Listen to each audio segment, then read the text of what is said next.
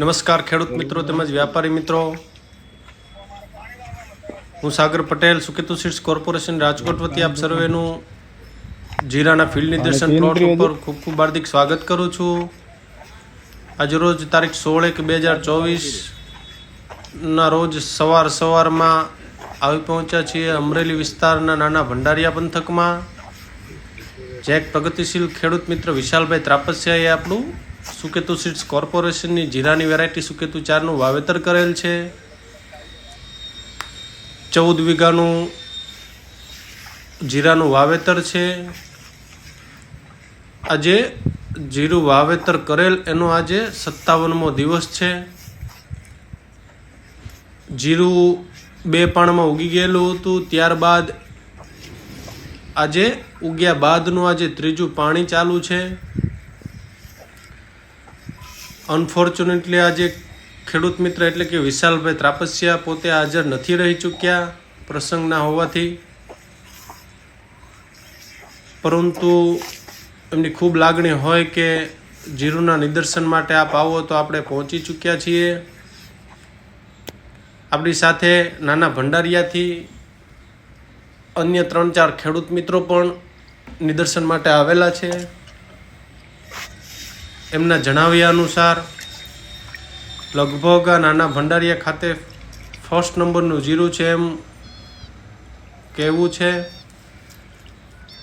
આ સુકેતુ 4થી 15 દિવસ પહેલાંના વાવેતરો છે જીરાના, એ જીરા પણ હાલ આટલો ગ્રોથ નથી કરી શક્યા।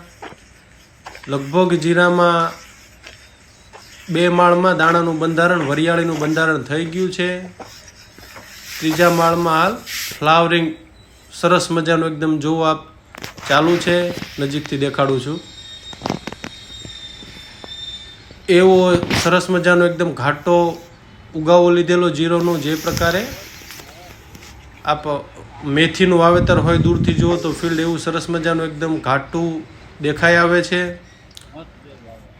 સરસ મજાનો એકદમ ફૂટવાળો છોડવો થાય છે। બીજા નંબરમાં હાલમાં 4-5 દિવસથી વાતાવરણ થોડુંક ખરાબ થયેલું હોવા છતાં પણ એક પણ છોડવો આમાં ક્યાંય બગાડ નથી થયેલો। ખેડૂત મિત્રએ 5 દવાના રાઉન્ડ કરેલા છે।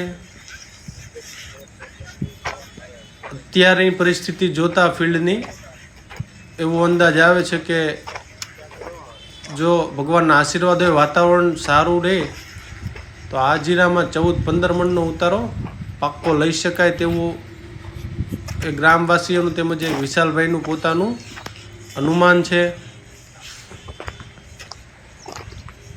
આપ જોવો એકદમ ઘાટો ઉગાવો લીધેલો હતો ને ખેડૂત મિત્રના કહેવા પ્રમાણે વાવેતર કર્યાના 13મા દિવસે કમ્પ્લેટ એકી સાથે બધું ઉગાવો લઈ લીધો હતો। બીજા નંબરમાં એક સાથે બધો ઉગાવ લીધો હતો, એટલે આગતરા પાછતરા છોડવા નથી ક્યાંય જોઈ શકો છો, કે સાથે જ બધામાં હાલમાં ત્રીજા માલમાં ફાલની બેઠક ચાલુ છે। બીજા નંબરમાં અછોડ એટલે કે અન્ય વેરાયટીના છોડ, અડબા છોડ ખેડૂતની ભાષામાં કહેવાય, એવો કે છોડ તમને દેખાશે નહીં ફિલ્ડમાં। પ્યોરિટીની બાબતમાં 1 નંબર ઉપર છે।